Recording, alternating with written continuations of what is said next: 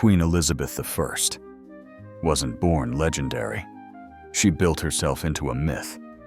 The last Tudor monarch, daughter of Anne Boleyn and Henry VIII, she rose to power in a storm of blood, betrayal, and doubt. And yet, she didn't just survive it. She turned herself into something more than a queen. She became England itself. She called herself the Virgin Queen. A divine figure above desire, untouched by men, bound only to her country.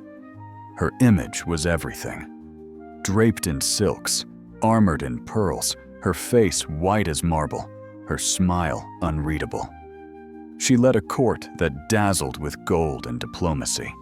She commanded fleets, crushed rebellions, outwitted popes. Under her reign, Protestantism took root.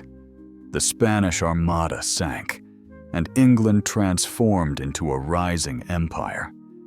But behind that glory was something darker. Elizabeth lived in fear, of weakness, of aging, of being human. Her world worshipped appearances, and she knew it. Power depended on image, not flesh. So she wrapped herself in ritual, painted myth onto her skin, and refused to let the world see the woman behind the mask. Because to be clean in Elizabeth's time wasn't about health. It wasn't about soap or safety or germs. They didn't even know germs existed. Cleanliness meant beauty, control, presentation, your scent, your skin, your fabric. It was theater, not medicine. Water was suspicious. It was said to carry disease, stir the blood, open your pores to foul air, what they called miasma. The idea of a warm bath didn't suggest renewal. It suggested risk. And Elizabeth hated risk. She turned hygiene into performance. She didn't just avoid being dirty. She reinvented what clean even meant. And what followed was not just strange, it was astonishing. In this video, we're diving into 5 of the strangest, most shocking things Queen Elizabeth I did to stay clean. And trust me, the last one is hard to believe. Before we begin, if you're fascinated by the hidden lives of history's most powerful women, hit like and subscribe. And let us know in the comments where you're watching from.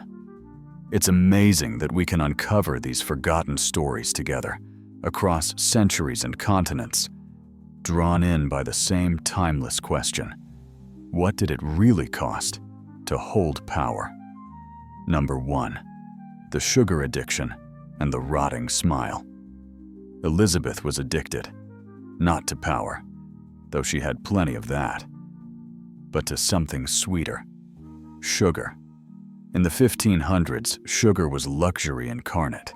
It came from distant colonies, passed through the hands of merchants and kings. Most commoners never tasted it. But Elizabeth, she feasted on it. Her meals glittered with candied violets, sugar-dusted fruits, marzipan molded into swans, and desserts soaked in syrup thick as honey. To serve sugar was to show power, and Elizabeth served it in excess. But this royal indulgence had a grotesque cost. Dental care was practically non-existent. Toothbrushes were twigs. Toothpaste was powdered eggshell or coal dust. And the Queen's personal formula? A blend of herbs and sugar. Yes, the very thing destroying her teeth was the thing she used to clean them. She didn't stop there. She used abrasive powders that stripped away enamel. Over time, her smile became infamous. Foreign ambassadors whispered about it. By the 1590s, her teeth were black, broken, or missing. Her breath? Reportedly foul enough to make conversation unbearable. Some said her words were hard to understand, spoken through rot and ruin. But Elizabeth refused to let anyone fix it. She feared pain more than decay. One courtier, desperate to convince her, had a tooth pulled in front of her, screaming in agony just to show she'd survived the procedure. She didn't budge. And here's the twist. Her courtiers copied her. Blackened teeth became a fashion statement. Noble women painted their smiles with soot and charcoal to look more like the queen. Because if Elizabeth had rotting teeth, then rot meant royalty. Even decay became a crown. Number 2. Linen rituals and the fear of water. To most people, the staying clean means soap and water. But to Queen Elizabeth I, it meant linen, lots of it. She believed water could make her sick, that it opened the skin to invisible poisons in the air.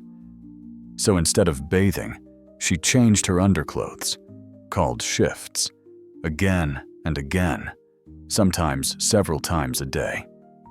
These soft linen garments sat closest to her skin, and she believed they drew out sweat, dirt, and toxins. No scrubbing, no soaking, just layers of cloth, changed constantly. Her attendants would peel away one shift and replace it with another, fresh and perfumed. It became her daily cleansing ritual. To her, water wasn't purifying, it was exposing. It could erase the painted myth she'd built, smudge her white face, soften the illusion, and worse, it could reveal the woman beneath the queen. She wasn't about to let that happen. She didn't just skip bathing. She replaced it with theater, with performance, with linen soaked in rose water and vinegar. Her body wasn't a body.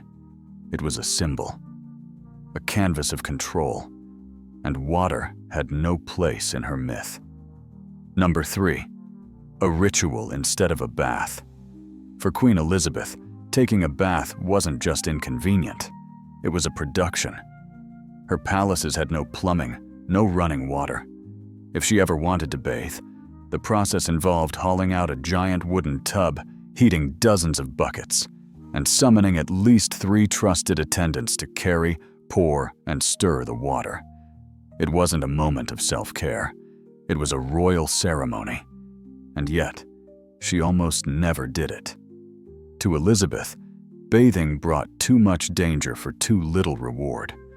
Water could smudge her carefully applied makeup, soften the mask she wore each day, and reveal the vulnerable human beneath. Instead, she created a new form of cleanliness, one built on fabric, fragrance, and routine. Her rituals revolved around fresh linen shifts, rose water, and scented cloths. Her maids would gently dab her skin with herbal infusions or vinegar mixtures, always careful not to disturb the paint beneath. There was no washing, no scrubbing, no soap. Only delicate touches, soft fabrics, and layers of scent. Her body wasn't meant to be cleaned. It was meant to be preserved, maintained, curated like a work of art. What mattered wasn't the truth underneath, but the image projected outward. The illusion had to stay intact. Over time, this ritual replaced any notion of actual hygiene, and as the performance grew, so did the myth. Number 4, poison in the paint. Her skin was legendary, porcelain white, smooth as stone, flawless under candlelight. But it wasn't real. It was poison. Elizabeth's iconic glow came from Venetian ceruse, a mixture of white lead and vinegar. It erased blemishes, covered scars, and created the illusion of divine perfection. In her world, pale skin was more than fashion. It was status, power, even a sign of favor from God. The paler you were, the higher you stood. And Elizabeth didn't just embrace that standard. She embodied it. But lead isn't harmless. It sinks into the skin slowly, quietly. Over time, her face began to deteriorate. Cracks appeared. Redness spread. Sores opened. And yet, instead of stopping, she added more. Each day required a thicker mask. Each layer concealed the damage beneath it. And her face wasn't the only part of her under siege. She painted her lips with rouge made from mercury, a metal as toxic as it was vibrant. It made her look youthful and commanding, but inside, it was poisoning her. Her memory began to slip. Her moods shifted. Her hands shook. Classic symptoms of heavy metal poisoning. Did she realize what was happening? Maybe, but it didn't matter. Because her face no longer belonged to her, it belonged to the crown. It was part of the legend she had spent decades building, and that legend had to survive. So she kept painting, even as the poison worked its way deeper. Number 5. The phantom face. Portraits and mirrors. As Elizabeth aged, she tightened her grip on the one thing she feared losing most, her image. She refused to let painters depict her as she truly looked. Every portrait had to follow an official face pattern, a carefully maintained template based on her younger likeness. No wrinkles, no blemishes, no trace of time. This wasn't simple vanity. It was calculated. Her beauty and her authority were linked. In the eyes of her subjects and her enemies, aging was weakness. So even her portraits had to lie. She avoided sunlight, preferring the soft blur of candlelight. Shadows hid imperfections. They made her seem untouched by time. Eventually, she had all mirrors removed from her private chambers. Her own reflection became a threat to the myth she had crafted. Still, the mask had to be maintained. One servant was given a peculiar task: to powder her shoulders in complete privacy, ensuring that not even the skin hidden beneath her clothing revealed the truth. To the world, she was a goddess. But what she saw in the dark, if she saw it at all, remains unknown. Number 6. Scent as a shield. If Elizabeth couldn't make herself clean, she could at least make herself smell that way. Every inch of her life was soaked in fragrance. Her gloves were infused with oils. Her handkerchiefs reeked of rosewater and spices. At her waist hung pomanders, tiny metal spheres filled with herbs and resins. If the stench of the court grew too strong, she would raise one to her face and retreat into a carefully crafted world of scent. This wasn't about comfort. It was about power. A message. I do not stink like the rest of you. I do not belong to your world. Even in public, she kept her distance through smell. In her final years, she carried a perfumed walking stick. When passing courtiers who reeked of sweat, illness, or reality, she would quietly raise it to her nose, not just to shield herself, but to remind them, I am the queen. I am untouchable. Her scent was a barrier, a ritual, a weapon. It cloaked her in myth, shielding her from the rot that crept ever closer. Final number, number 7. The Palace of Filth. From the outside, Elizabeth's palaces were visions of heaven. Gilded halls, music floating under painted ceilings, velvet everywhere. But behind the grandeur, the truth was far from divine. There were no bathrooms, no running water, no sewage systems, just chamber pots and wooden bowls, emptied by hand. The queen's personal toilet, called a close stool, was a finely carved chair with a pot hidden beneath the cushion. It looked regal, but it was still a toilet. And the man who cleaned it, he wasn't a servant. He was a high-ranking noble, the groom of the stool. His job granted him remarkable access and political power, all for being close to the queen's most private moments. But beyond the royal chambers, the palace was a disaster. Human waste was dumped into pits beneath the floors or tossed into trenches outside the walls. The men who removed it, known as gong farmers, worked by night, hauling the stench of the court through its darkened halls. The smell was permanent. To fight it, people burned herbs, scattered lavender, soaked rushes in oils. But these rushes were rarely replaced. Beneath them, layers of filth accumulated. Hair, food, mold, rot. Even Elizabeth couldn't fully escape it. So she moved her court constantly, not just for politics, but to stay ahead of the stench. Wherever she stayed too long, the filth caught up. She ruled from a golden throne, but that throne stood inches above a world rotting from underneath. Queen Elizabeth I didn't live like other women. She didn't wash like them. She didn't age like them. She didn't even breathe like them, at least not in the story the world was allowed to see. Because Elizabeth wasn't just a queen. She was a symbol, a performance, a living illusion. Her hygiene rituals weren't careless or eccentric. They were precise, strategic. Every skipped bath, every scented glove, every powdered shoulder was part of a greater design, one that shielded her not just from dirt, but from exposure. In her world, to be clean wasn't to be healthy.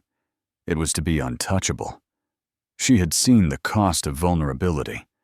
Her mother, Anne Boleyn, had lost her crown and her head under the brutal gaze of power. Elizabeth understood what it meant to be watched, judged, reduced. So she built a mask and then lived inside it. She replaced water with rose oil, replaced reality with pageantry. Her body became a canvas, painted white with lead, her lips stained red with mercury. Over time, the mask began to consume her. Her skin cracked, her memory faltered, her hands trembled. But she kept going, because the image mattered more than the flesh beneath it. She refused mirrors.